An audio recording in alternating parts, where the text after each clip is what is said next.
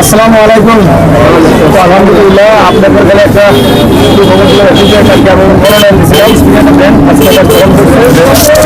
নাম list hanging হয়েছে, তো তাই মগরিবের আমাদের টাইম হবো, তাই আমাদের জন্য দোয়া করবেন ইনশাল্লাহ। আমরা যাতে আগামী 9 তারিখে বিবেক বিবেচনা করে সঠিকভাবে আমরা উপযুক্ত প্রার্থীকে নির্বাচিত করে সংখ্যালঘু মানুষের সামনে দাঁড়ানোর জন্য সুবিধা করে দিতে পারি, তার জন্য আপনারা সবাই একটা ব্যবস্থা করবেন।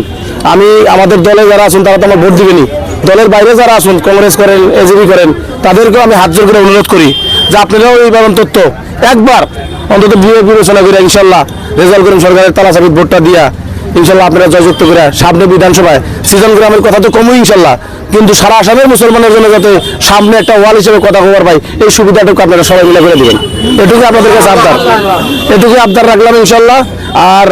একটা সুখবর আমি কই যে আমি যে আমার দলের সম্মানের সভাপতি সাহেব, আমি কালকে তার আগের দিনে 2 দিন ধরে কথা বলতেছি যে আমার এই অঞ্চলে যে শিক্ষার ক্ষেত্রে খুব আমরা দুর্বল, যদি আমাদের একটা শিক্ষার হাব লাগে, যার জন্য আমি একটা আজমল সুপার ভোটে চাইছিলাম, আর উনি স্বীকার করছে ইনশাল্লাহ দিব যে 6 সিজন গ্রাম সমষ্টিতে। গতিকে এটাও আমি ভাবি যে উনি আসবো 27-28 তারিখে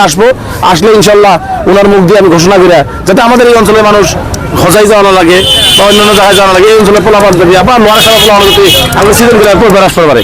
এই ব্যবস্থা। হ্যাঁ না আমি একটু বললাম সিজন গ্রামের সমস্যা কি আছে, গোড়াখাওয়ানের সমস্যা, রাস্তার সমস্যা, ব্রিজের সমস্যা, বিদ্যুতের সমস্যা, খাওয়া পানির সমস্যা, তার থেকে মূল সমস্যাটা হচ্ছে গোড়াখাওয়ানের সমস্যা। ইনশাল্লাহ বিজ্ঞানসম্মতভাবে গোড়াখাওয়ানের সমস্যাটা সমাধান করার জন্য আমি বলিষ্ঠভাবে লড়াই করবো, কারণ আমি একজন সিজন গ্রামের ভোটার হিসেবে জানি যে যদি আমরা সিজন গ্রামের গোড়াখাওয়ানের রোধ করবার না পারি 10 বছরে সিজন গ্রাম সমষ্টি বঙ্গাইগাঁও ডিস্ট্রিক্টে থাকবো না, শেষ হয়ে যাবো। গতিকে এটা যে কোনো প্রকারে রোধ করা লাগবে, আর তার জন্য যতটুকু মেহনত, যতটুকু প্রতিবাদ, যতটুকু কথা সরকারের কোয়া লাগে সেইটুকু আমি ইনশাল্লাহ আমার তরফ থেকে পাবেন ইনশাল্লাহ, সেটুকু চেষ্টা আমি করবো। গতিকে সবাই দোয়া রাখবেন ইনশাল্লাহ। আজকে যেহেতু আমি ওডিএফ দলের 17 নং সিজন গ্রাম সমষ্টির প্রার্থী ইতিমধ্যে ঘোষণা হয়েছে, গতিকে সবাই ইনশাল্লাহ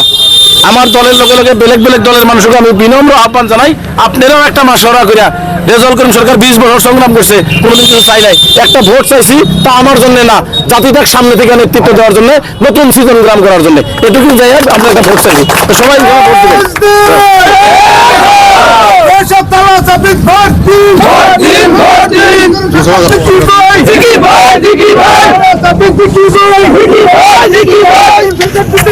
জিন্দাবাদ